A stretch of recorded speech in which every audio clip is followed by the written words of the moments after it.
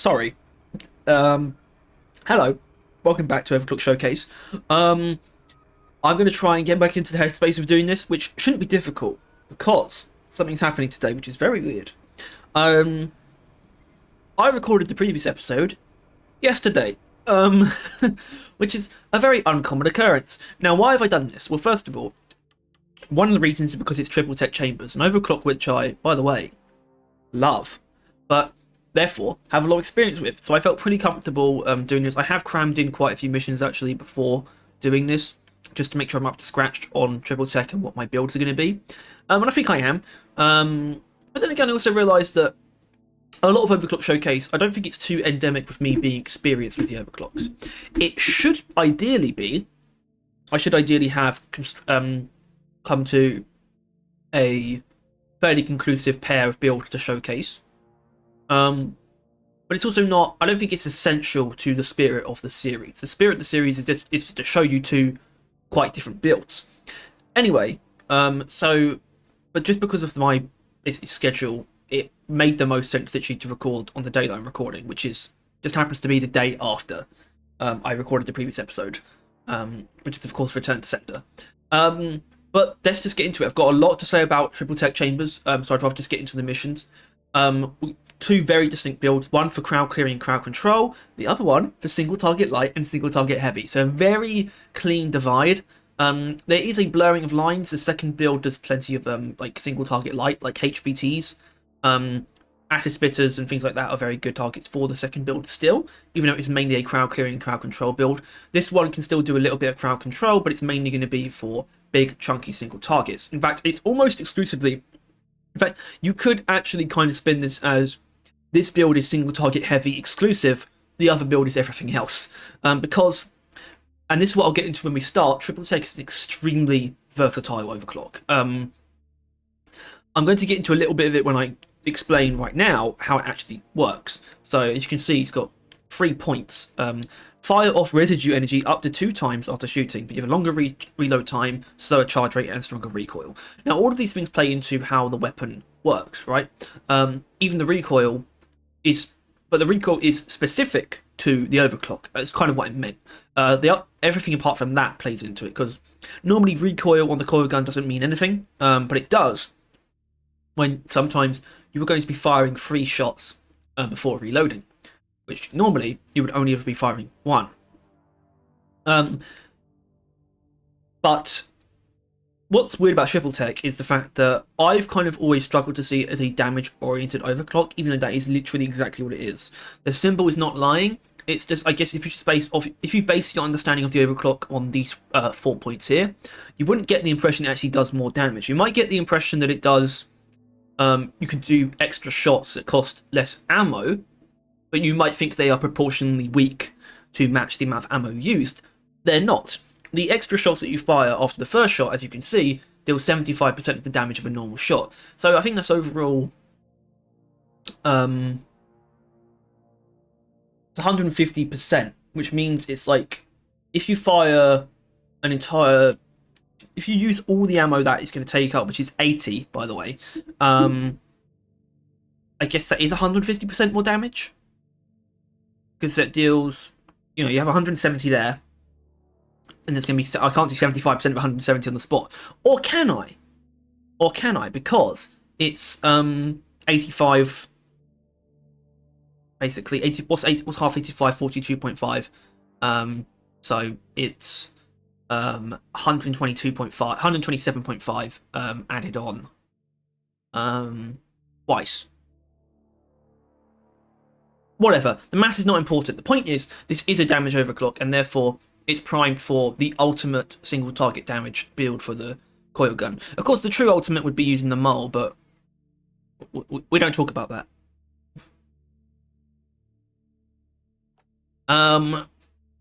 So what I've gone for here to just basically with damage maxing, and this is what I mean about how versatile this thing is, because you could easily do a build that is like charge speed instead, control magnetic flow.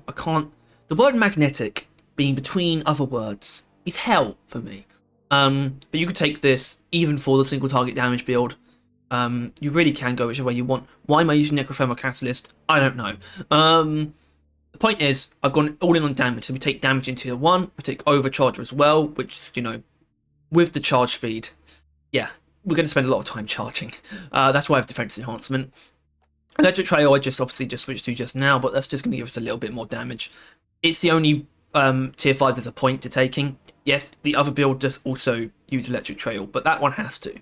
This is just for the hell of it. Tier 3. This is untested. I typically have been using Fear Trajectory until I realised that's stupid. Now, Fear Trajectory is the better option in this tier because it's 100% chance of activating and it affects enemies in a much wider radius around the shot. Much wider. That's what made me realise Concussive Shockwave is the single target option, because it's a much smaller radius, which means you're not going to be hitting loads of enemies at once, and it's not even 100% chance of occurring. I think that part's kind of stupid. I think the radius thing is fine, but still, what we're going to be doing, we're going to be firing off multiple subsequent shots, and of course they have higher recoil because that's just what Triple Tech does anyway. We don't want the enemy running away from us. We want it staying still.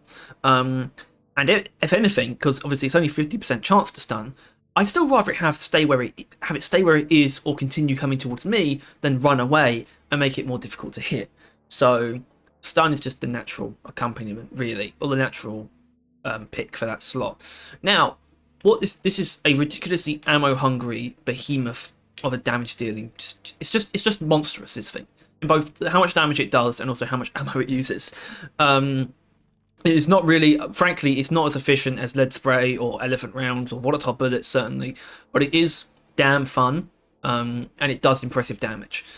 Naturally, we're doing elimination to show that. But what you need to, first of all, I'm going to switch it off. I don't need that many enemies because obviously that's not going to help the coil gun. But what you do need to accompany something like this is a weapon that can do everything. So it's going to be the Thunderhead. The Thunderhead, this is Carpet Bomber built for pretty much pure damage as well. So ammo in tier 1, just to give us a ridiculous amount of leeway. Frankly, the comparison between the two is actually really funny here. You have so much more Thunderhead ammo than coil gun ammo. That's why there was a version of this where I actually used magazine size instead, but I've noticed you still get through whatever threat you're facing with the normal magazine, so it's kind of nice just to have 110 more ammo rather than 110 more in the clip. Max rate of fire faster. Unless you're taking Big Bertha, the Thunderhead's base rate of fire is entirely fine. So I'd much rather get up to feedback loop basically instantly. And because we take radius and area damage here, we also take feedback loop here. The funny thing about feedback loop is that it is really weak. It's like literally only 10% damage, so in this case that's literally 1.5 damage. It still can't one-shot swarmers, which is so dumb, but it does make it shred through groups of grunts and deal really good. Because it gets up to that bonus damage basically instantly, it's actually really good against, or damn near everything basically. That's kind of the point. As such, I don't think lead bursts are what I need. I think I want cluster grenades because I want ability to... Our crowd control ability is not super strong in this build. We are very, very aggressive, so I think cluster grenades might help me on that front a little bit. But anyway, not that there's going to be an overwhelming number of crowds, but it is elimination, so therefore the crowds themselves do tend to be quite large. As we can see, that's why the mission is called Massive Darkness. But yeah, like I said, I've got a lot to say about Triple Tech, but I think I'd rather just muse on a couple other things. First of all, this is coming out, I don't know, past the middle of September. I like to imagine perhaps what cool things have been shown from Roll by that point. Probably more stuff, I assume. But what's better than that is I should be working. The day of recording this, I've received a job offer from something quite attractive, and I accepted it. So by this point, I should have been well into that job, and I want you all to congratulate me because I deserve it. Anyway, right.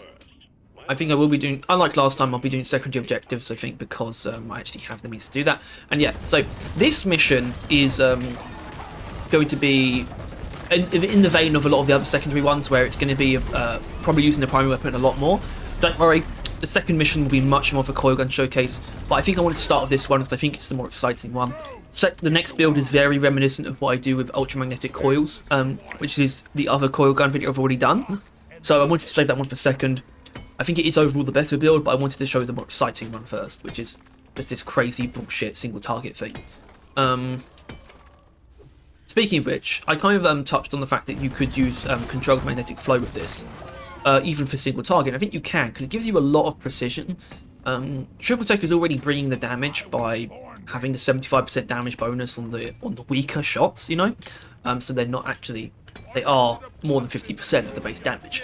And controlled magnetic flow literally does what it says in the tin. It's just going to give you a lot more control over how you use that ammo.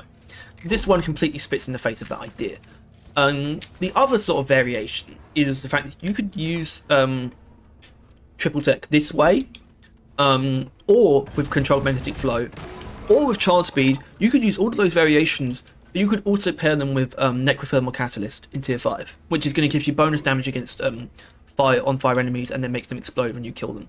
That is equally potent, but that is more of a charge. I would say it's more of a charge speed thing, or controlled magnetic flow thing. Calling out this version, it's really tempting to try and do that, but unfortunately, when it comes to the things that you want that damage against, like Praetorians and Oppressors, they're not going to stay on fire long enough for you to build up a full overcharger charge shot on an overclock that already reduces your charge speed.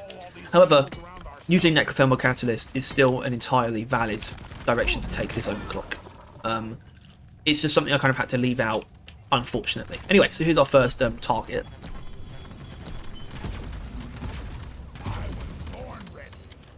Now, obviously, something that we gained from both Electric Trail and something that was added a while ago now, but was not there on launch of the Coil gun, is the fact that the damage trails do stack.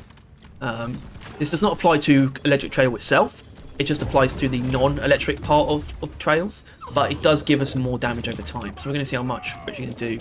So that is the full attack against Barrage Infector, to completion.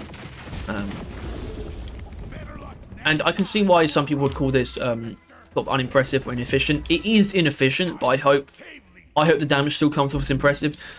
Unless you were sort of expecting it to outwardly one-shot Praetorians, I guess then you wouldn't be too impressed. But I find it very sumptuous. However, this Brood Nexus here is probably not going to get Coil gunned. I think probably a bit of a waste, to be honest.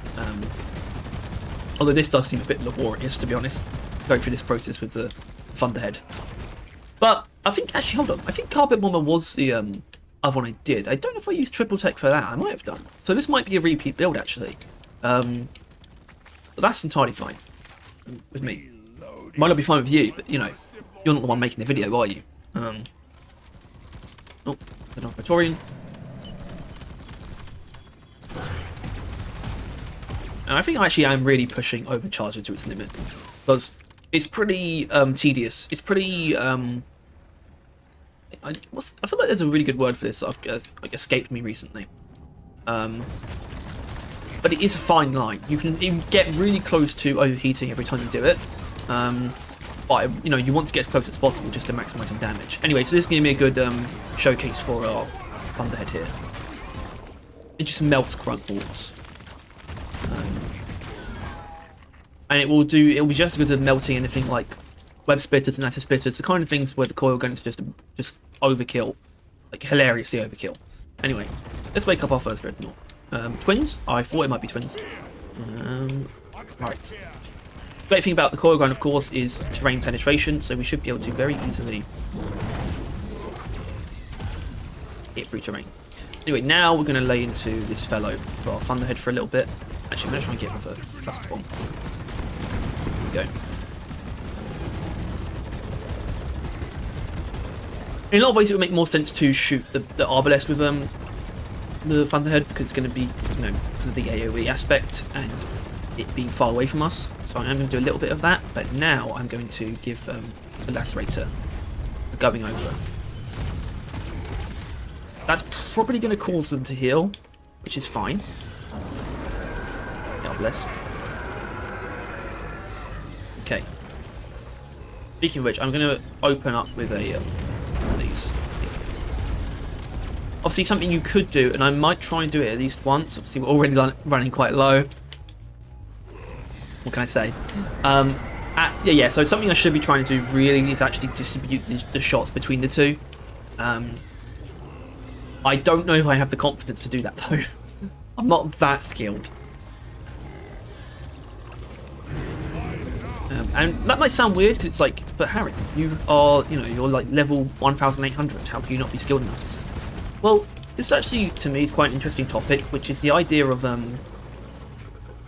some people have. I think everyone has a pretty definitive skill cap. Some people, for video games, I think some people's is extremely high, and some people's is quite low.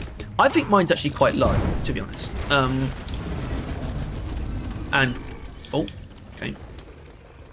But what I do have is still an ability to get really into certain games and get to know them very well. So when it comes to something like Deep Rock, the reason why I'm good at Deep Rock or Hades or something like that is because I've played so much and I know them relatively inside and out, right?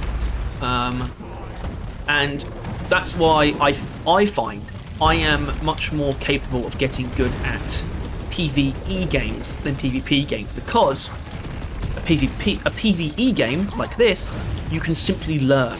It's just about learning. You're facing up against enemies that are going to behave relatively the same way every time. Unlike in PvP, you're facing up against opponents who are going to be behaving differently pretty much 100% of the time. So it is entirely skill-based and well, it's mostly skill-based and only partially learning-based, whereas PvE is mostly learning-based and only partially skill-based. I think with enough time, anyone can get really good at a PvE game because you're just learning how enemies operate, and you can just match your inputs to counter that. People will argue you can do the same for PvP.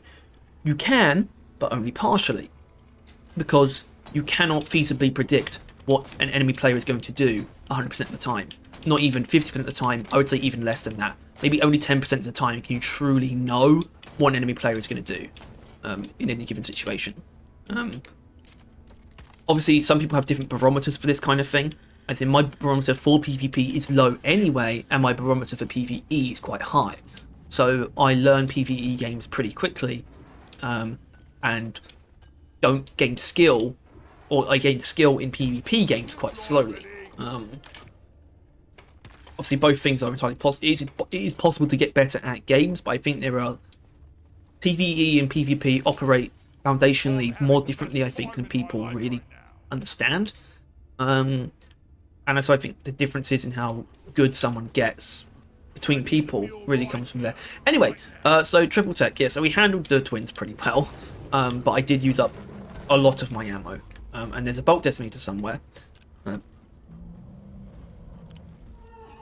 yeah, so this build was always kind of founded on just balls to the wall damage rather than efficiency. Of course, the primary is optimized to cover for and to be very efficient, but the main star is, of course, the coil gun, where I have not put in sensibilities of efficiency.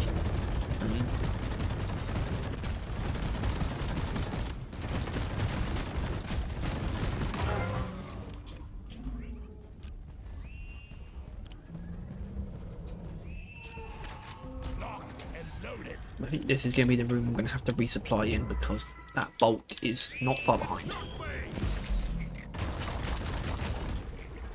And I want that bulk to be mostly a coil gun job. Hang in there. Supplies are on the way. Oh, there he is. It was much closer than I thought. Okay, here it go. Oh god, I actually missed the third shot. That's not good.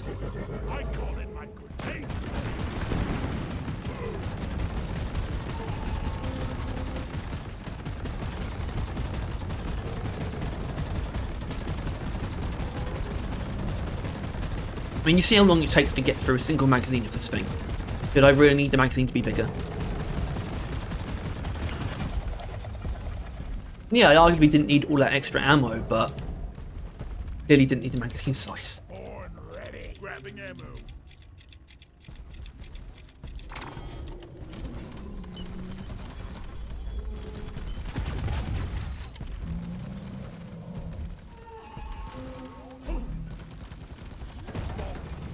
I thought there might be J boots there. Okay. Alright, let's do it. Hive Guard, thought so. That's okay. I might use the coil gun on the Sentinels once, I think. Because I am probably going to have to resupply during this fight anyway. But overall, obviously you can see the distribution. I kind of want to be using my Thunderhead right now. But I will do this part like this once. Of course, oh fuck me. What we do have on the coil gun is blow through. It penetrates an infinite number of enemies, so I would safe to only use 2 shots there. That is something that needs to be stated. Obviously, I mentioned how this is overall probably less efficient than lead spray or elephant rounds, but it does have infinite blow through. So if you're fighting a horde of Praetorians, there could literally be 10 sharing like a similar space, and you will kill them with the exact same amount of ammo. Whereas on those other weapons, it's going to be 10 times the amount of ammo. Anyway, so my plan here is to probably only use 1 burst for each health phase. So actually, I'm going to try and get through this without using a resupply.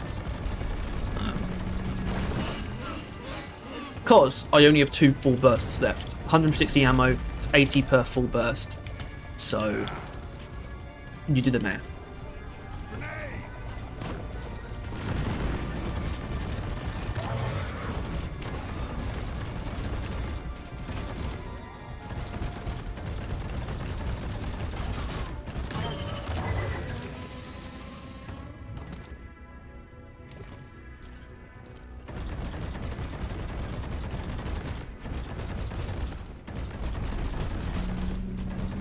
Just to reiterate, the core tenet of this build is literally just like, this is the most damage you can do with the coil gun without the mole, basically. Damn it.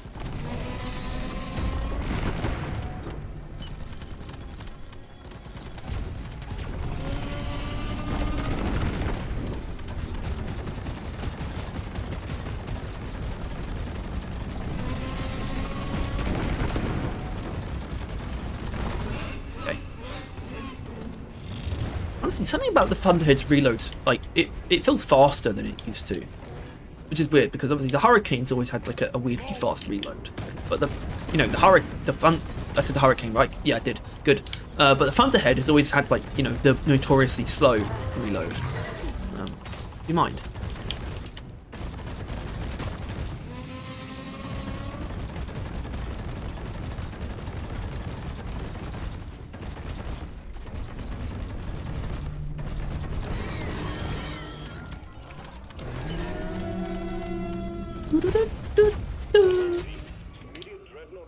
Well, there you go. And I ran out of ammo as well. So I can't really charge it. Because I do want to sort of briefly show something about Overcharger. In case anyone doesn't know how Overcharger works, basically it lets you gain more damage by charging beyond a full charge. And this actually is a visual cue, which is the yellow ring that gets added. That's Overcharger, basically. So you basically want right before it overheats, after the yellow ring appears, is when you want to fire. Anyway, there is one more room, and you know, who knows, it could be something interesting in there. I should also, there's probably more fossils in here, so I'm going to grab the fossils in this room and then go to the next one. See you there. Actually, I decided to use J boots exclusively to get the fossils. I'm not going to put them back afterwards. Let's just do this real quick. Of course, in the last episode, I did use jetty boots during an extraction, and not on deep scan, by the way. So breaking one of my core tenets there, but it was only for extraction, so I didn't feel bad about it.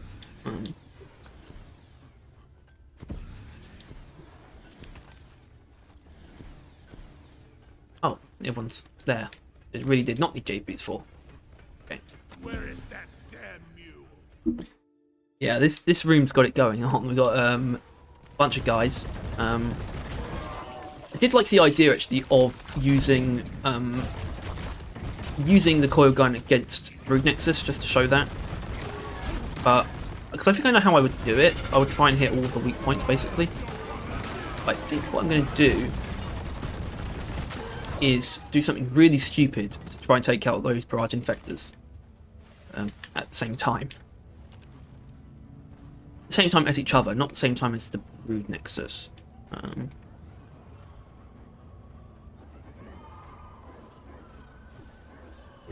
Okay, they're more spaced apart than I thought, actually. I'm just gonna do that one.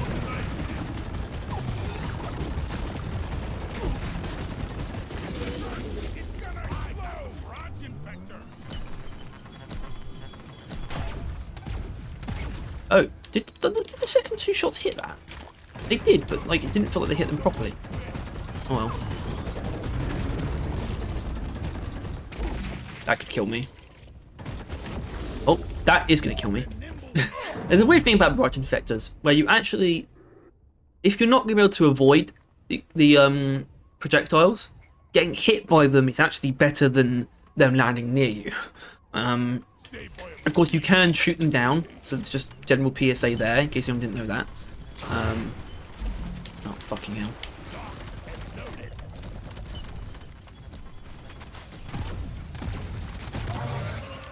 Okay. Anyway, so here's the, oh shit me.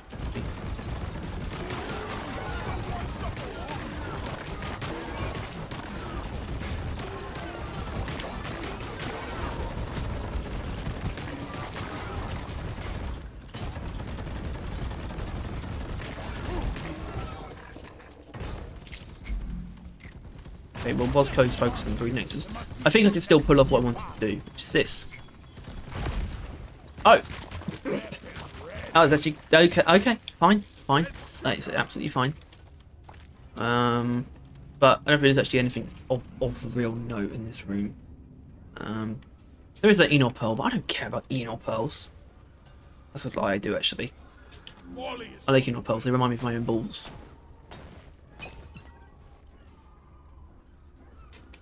Okay.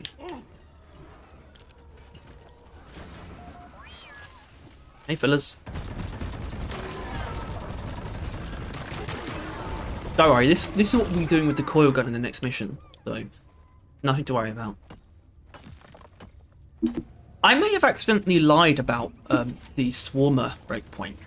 I thought Swarmers had 18 health, and our Thunderhead does 16.5. So obviously that's from one shot once you've reached feedback loop, so it's kind of hard to really gauge what one is doing because it's hard to hit just one. Also, the nesting tail. I don't actually. He's disappeared. What the fuck? Right.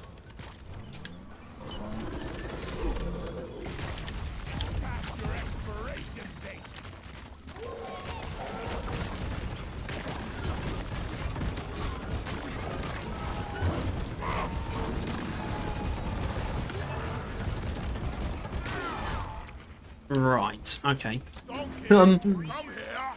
Swarm. Oh. Oh. 14.4. Oh. I was quite wrong. Because now that my memory isn't fading, I mean, it definitely is, but now that it's not failing me, I do remember that they changed Carpet Bomber so that it could one-shot Swarmers. At the centre, Carpet Bomber still has damage fall off, so basically the damage starts to fall off. I don't know if this is actually exactly how it works for Carpet Bomber, but in general, explosions have damage fall off that starts 50% of the way away from the centre of the blast, and it goes down to 50% of the damage, of the base damage at the edge of the blast. Anyway, so you just saw the controller controller notification. It has lost. My controller has lost vibration, so let's go. Let's fucking go. I know some people actually play without vibrations, which, by the way, I don't think it's as psychotic as someone could easily claim it to be. I think it's definitely not as psychotic as turning off music in video games or like automatically. There are some people who do that, and that's just amazing, frankly. Spectacular.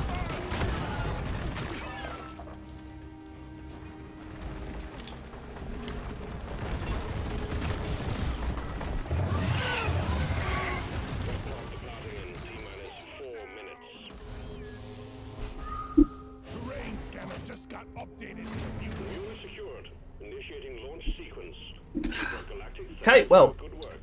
Drop pod with or without you. that was triple tech for single target, pure single target. It is quite strong. It's obviously, yes, okay. It is quite unwieldy. You use a lot of ammo and you have quite little ammo, but it's a lot of fun. It really is. And I can recommend it on that merit alone. It's just fun to use. So go ahead, use it that way. Or you can do better and use it how I'm going to use it in this next build. Although I can't do that mission, because that's just ridiculous. Critical weakness is not okay. I could actually wait, because I would like to do this mission for... Okay, first thing I can do is actually explain the second build. So, here he is. Beautiful man. Basically, this is triple tech chambers built very similarly to how I use ultramagnetic coils, which is to say, we use controlled magnetic flow to create a lot of electric trails that deal damage to enemies, kill them, supplementary damage to big targets, easily kill smaller targets, and just overall do a lot of crowd control and crowd clearing at the same time. But still, with the ammo efficiency to handle certain smaller, high priority targets. So, we take ammo, take CMF, take fear, shockwave, because shockwave is actually especially good on this one because, 3 shots at once, that's 3 shockwaves. Not loads of damage necessarily, but it is something. And electric trail, because electric trail gives us the damage that we need and the slowdown for when enemies are touching the trail. We also need to actually deal that full damage. Fear is a weird one. See, I've explained why fear is almost not great. Where fear works really well with UMC is that UMC makes the trail wider, which means there's more of a trail for enemies to be stuck inside by the electricity. But what you gain from triple tech is the ability to basically create a fork, which is what I tend to do, and that creates a situation where enemies, even if they get feared horizontally, so away from the trail, they're going to be going into another one. And so I find it to be a really fun and satisfying and arguably more interesting way to do what I normally do with UMC. I still prefer UMC. It's overpowered as shit. It's my favourite overclock on the coil gun by far, but this was actually my introduction to that style of using the coil gun. So I actually have triple tech to thank for my UMC admiration. But yeah, that's the gist of it. And I decided to get basically a very generic but sort of high DPS minigun. I find this kind of thing is a very good accompaniment because this thing is so capable. So you want something that is going to be really good at taking down those heavy targets, but it's also light and responsive so that you don't just automatically defer to the coil gun for everything because it can handle everything. So that's why I like a little more oomph, because it allows you to go really all in on damage, but in a way that retains the spin up, because I think there are reasons why this is better than exhaust vectoring or even lead storm. We've gone all in on damage, including variable chamber pressure, because our spin up time is faster, thanks to a little more oomph. Of course, it's not as fast as it would be if we took that upgrade on a different overclock, but it's still very fun. Get more damage from hot bullets. We get single target aid from hardened rounds. Same thing from rate of fire. It's very responsive and very strong. So I find it to be a very delightful accompaniment, even though it is the more ammo hungry of the two. Anyway, I am now going to wait for the missions to change, so I will see you, well, like that. Alright, we're dancing with the devil today. I am going to do this, but it's got blood sugar. So, what I'm going to do... Well, first of all, I'm going to get rid of Sweet Tooth. And I'm going to have nothing in its place. That's step one. Step two is I'm actually going to try and avoid the sugar. But apart from that, wee ball. I want to do this mission. It's got elite threat, so that should be something. Oh, let's go.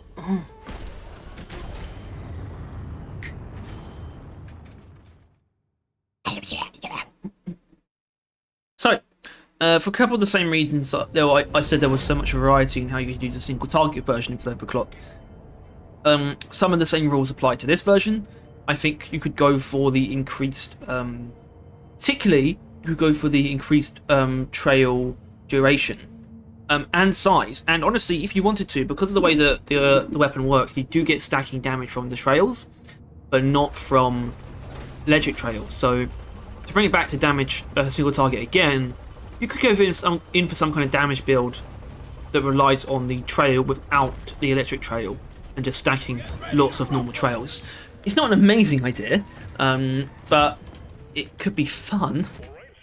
Oh no, we've got glyphid eggs, but not glyphid eggs. Wait, no, hold on, that is a glyphid egg. But those are full-size ones.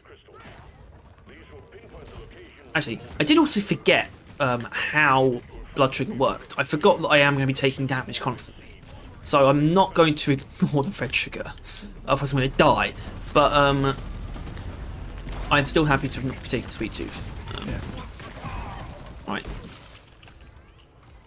Well, there you go. That's pretty overkill. Pretty good done with 2 trails there. And obviously, yes. So it will be giving us, more control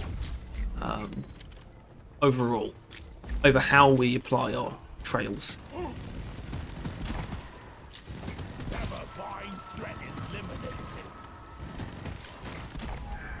Okay. Do you mind? But yeah, because of the nature of Blood Sugar, the chance that I don't actually cut anything out of this mission, because I'm just going to be constantly doing something.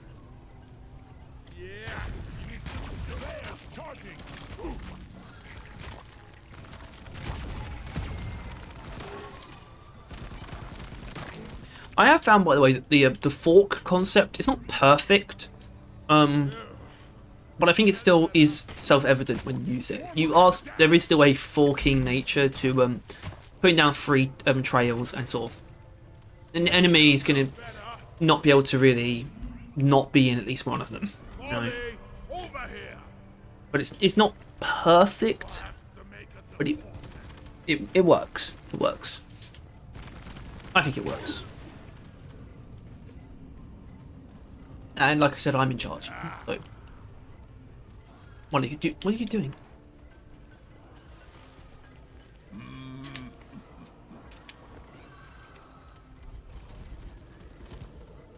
I needed that. Oh, detail.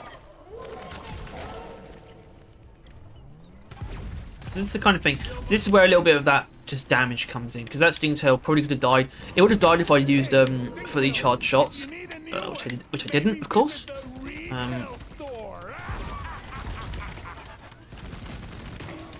I using Born Ready? I am. Okay. Anyway, I'm gonna go this way. Damn flares could need enough time to find Molly.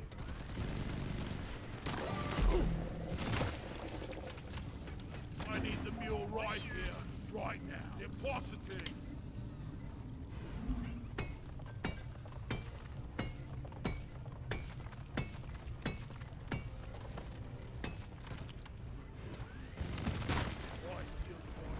My mouth is quite bloody. It's very dry.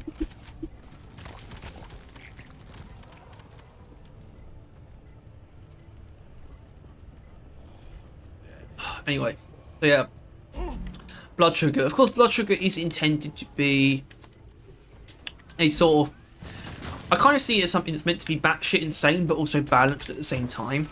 It's not balanced. It makes the game way too easy, but obviously you do take constant damage. It's just the fact that every single enemy drops red sugar worth 10 health. Of course, this includes swarmers, which is kind of the real kicker. Swarmers and grunts really, are the reason why this is so easy.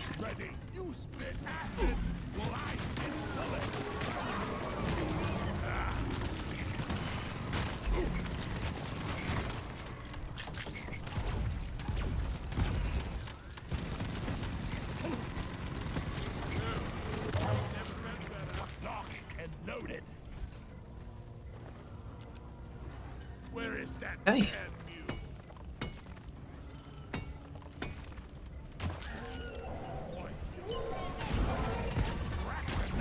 See? There you go, look at that. Feels pretty good too. I don't mind doing that at all. Close. Yeah. Over.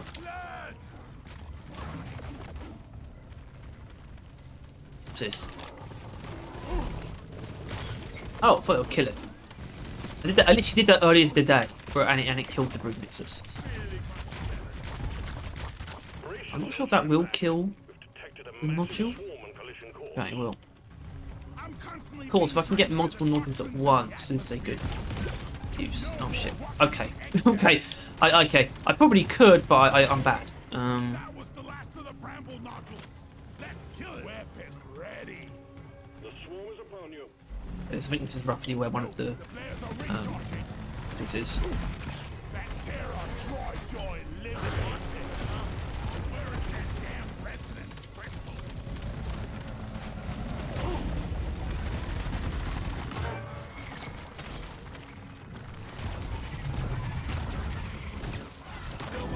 Whoa! It's not elite, is it? It's not.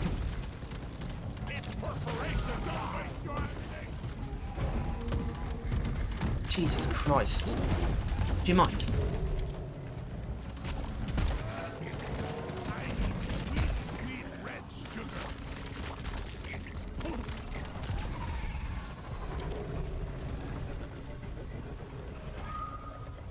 Oh, I don't need that. And spawn a bunch of shit. Oh, I mean, swarmers is good, I suppose. Yeah, sugar. The stream of incoming enemies is practically eradicated, and you're still alive. Well done. Oh my god, there's another oppressor.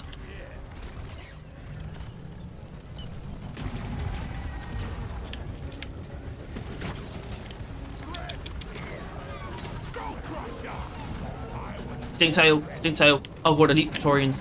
What have I got myself into?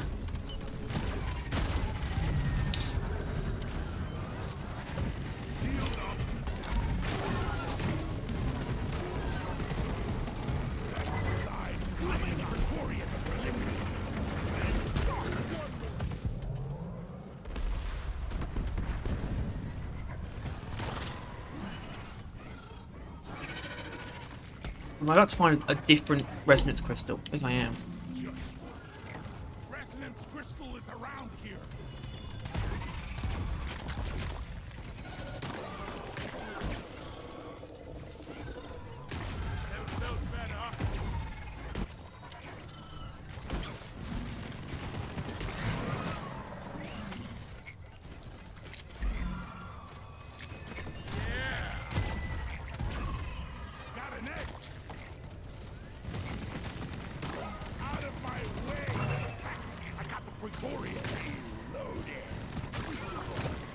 Yeah.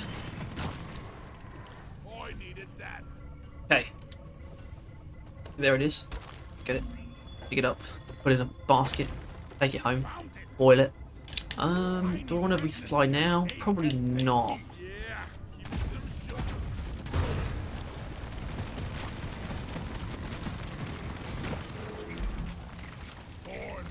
The surprising frailty of the elite Praetorian never ceases to amaze me. The pod needs to be connected to a resonance crystal to perform a deep scan. Oh. Of course, what will probably be quite easy is the actual drill elevator segment. That is something that really, really is trivialized by blood sugar.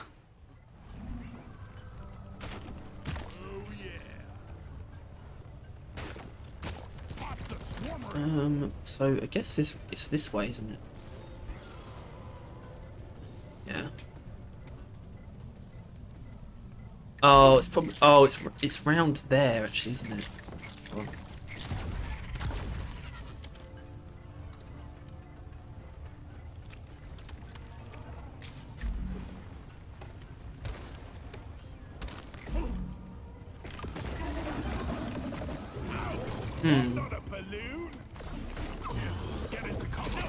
Don't worry, I know what I'm doing. Right. Well, actually, no, I don't, because I need more than one nodule to attack. Oh wait, no, hold on. I've got plenty of nodules. There we go. I need a resupply. A bit ridiculous.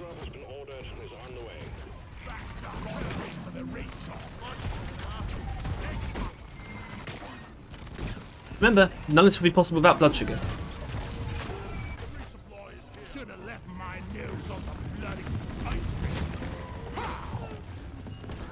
Ah! Ah!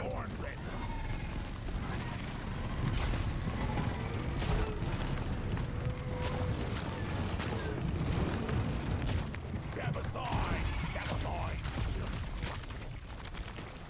The blood of bucks have crystallized into red sugar. Still to survive. Goodness me.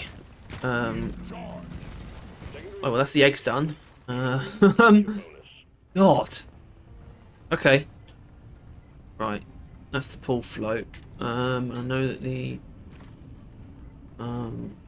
other crystal, or I already know where the first crystal is, or you know what will be the third.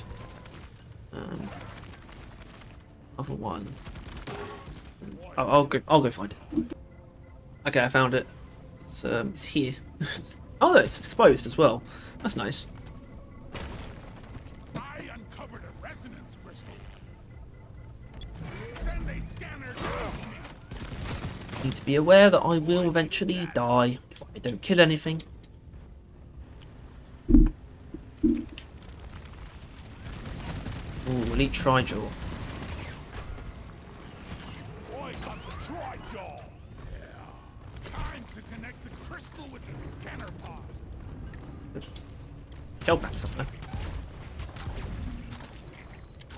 I'm gonna kill you all. There he is. Hello. Let's not keep the ball rolling. And that's the great thing about the coil gun. It's basically just good at everything, no matter what you do. Need to kill a shell back in one shot. He's your man. Oh my god. One more crystal to go.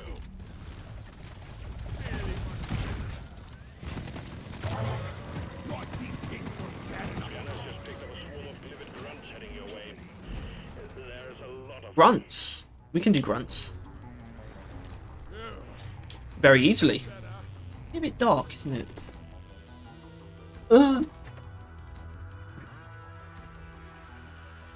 That didn't help that much.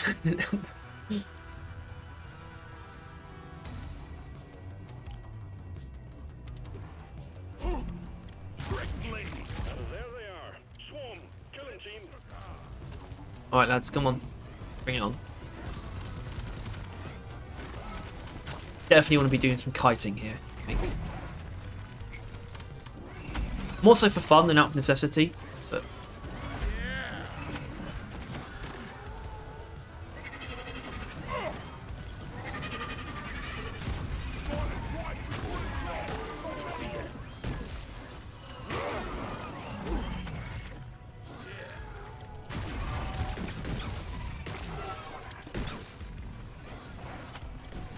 I'd probably just stand in the middle of this lot. Fine.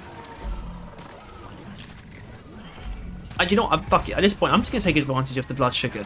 I shouldn't, because it's not really true to the overclock, but it's fun. I can tell you with 100% confidence this build works without blood sugar.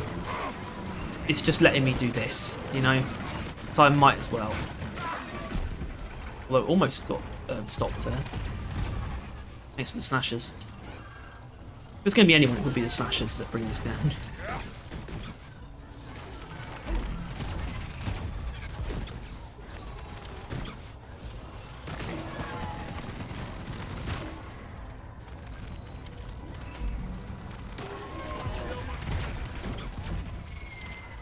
Good news, team. The wave is thinning out.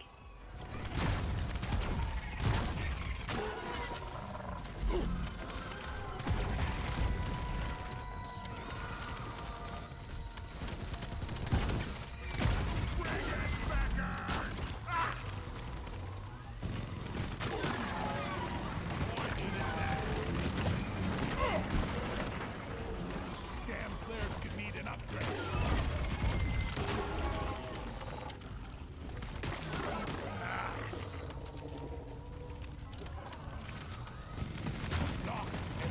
Yeah.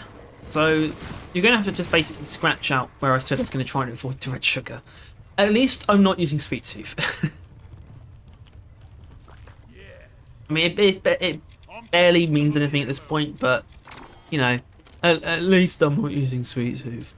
Where's that waypoint? How do I get back up there? It's where oh yes, the detonator chased me down here, didn't it? Alright, let's go this way.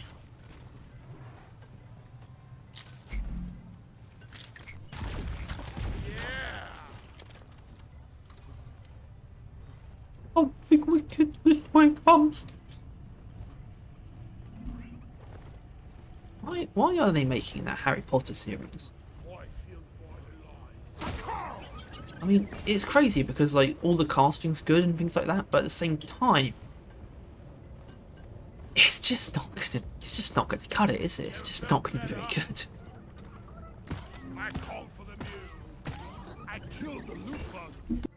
Alright, Mac, and I'm also brighter now.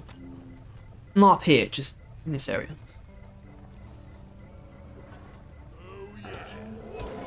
Do you mind?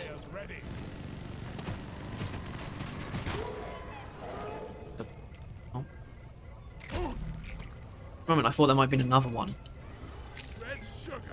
But just grab that, please.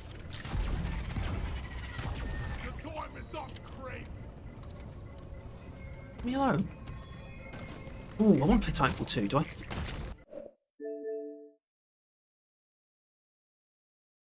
Fuck.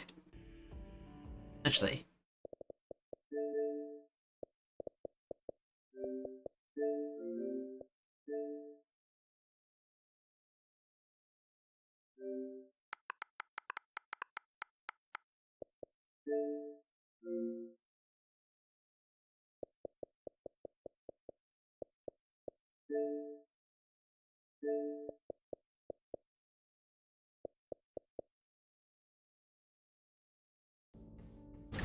Resonance crystal here.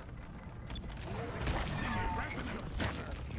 Come here, you flying bitch. Wait. I don't rush nitro, do I? I don't.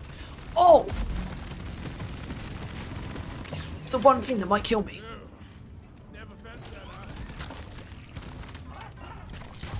Die, monsters!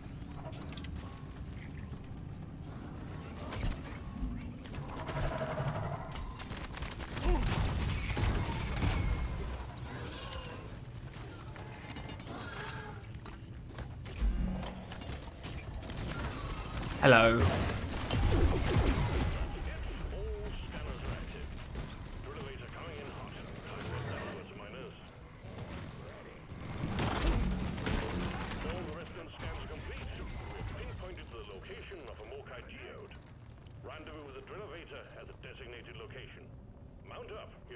Okay, I'm starting to come to.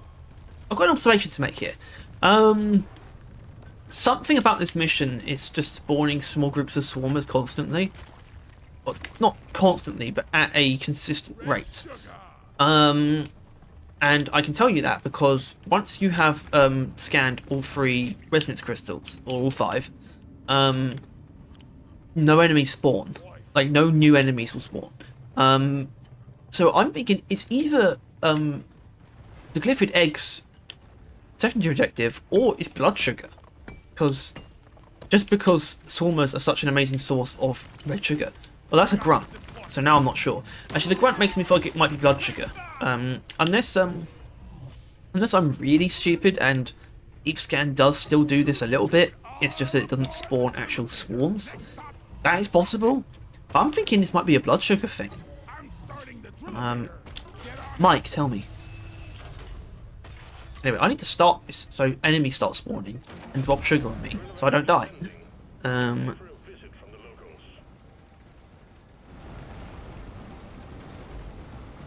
Like that guy.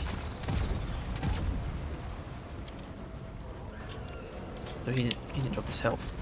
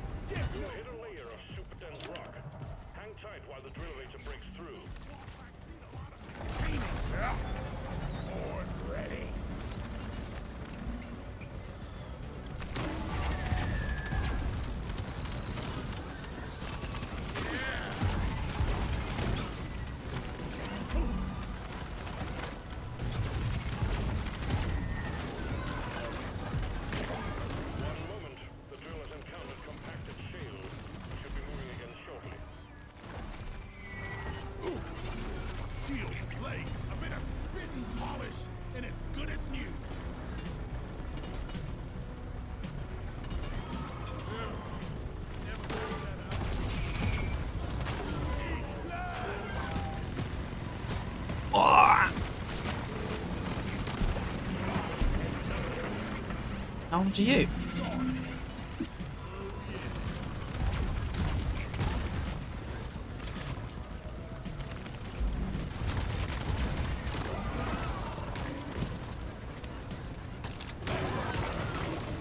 I actually did that just to give me a bunch of red sugar.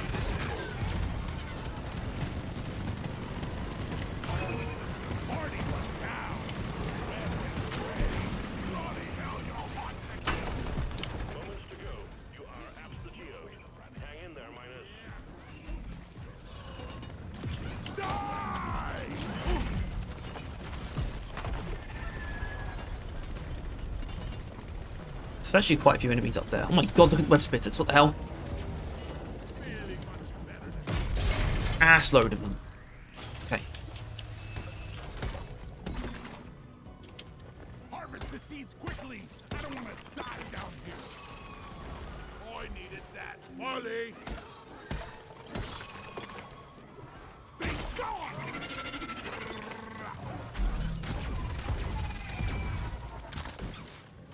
Yeah. Go. Get to one.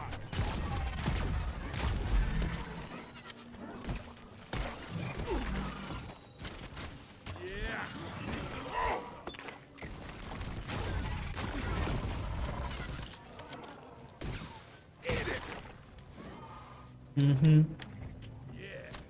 Move your tin ass over here and hurry, please. We're good on Morkite seeds. Good work, sending in the can. Remember to grab a pair of extraction jet boots from the drill elevator. Up through the drill hole is the only way out. Oh, I got it. Eat it. Just felt like I had to do that, to be honest. Oh. Oh wow, look at that. That's weird. Drop pod departing in T-minus 5 minutes. I'm gonna do a thing, really up to the top, then fall way back down. And still get back before Molly gets to the drop pod, by the way. I think, although obviously the drop pod's quite close. But still, Molly is very slow. Go, go, go. Drop one isn't waiting forever.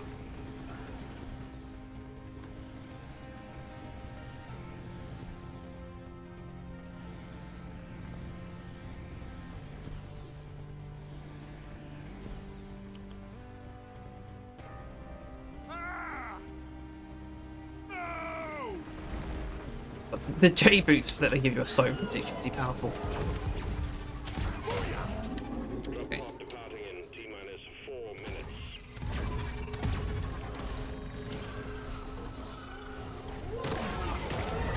The mule has docked, initiating launch sequence. Kill me. Well, think again.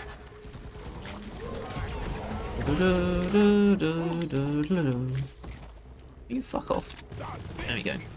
Whatever. Okay, that was Triple Tech Chambers. Like I've explained and like I hopefully demonstrated, a really brilliant overclock.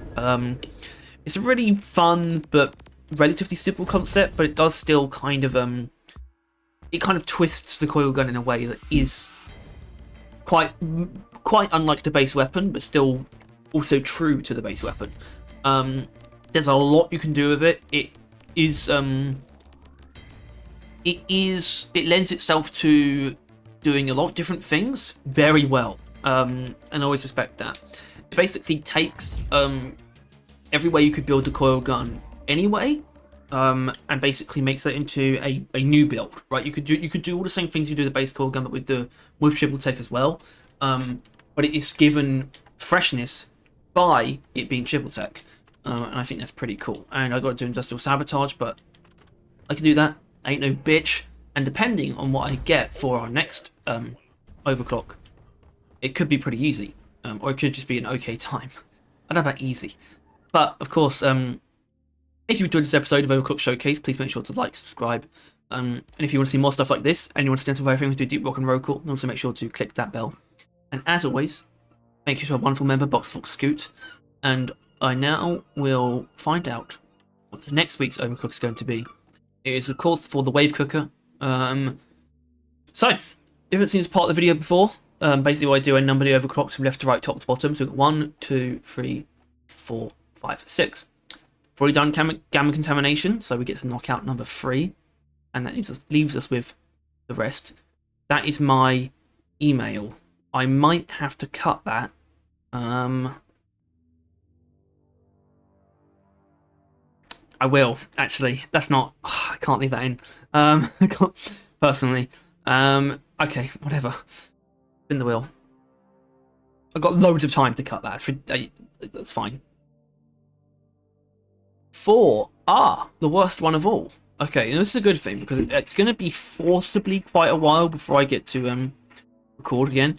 So, it being liquid cooling system. It's fine. It's an overclock. I mean, getting it out of the way is a good thing. I don't know who I am amenable to put this on immediately, if anyone. Maybe this idiot.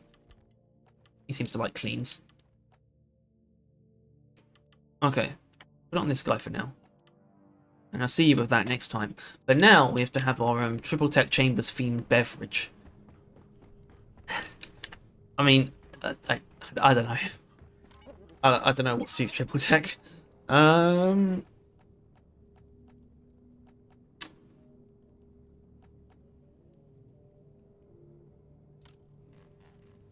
Wrecker? Maybe? Guts, Lloyd. Chop, chop. Oh, I like that. You know, you're not being paid by the hour. Get to work. Danger. Oh, look at him go.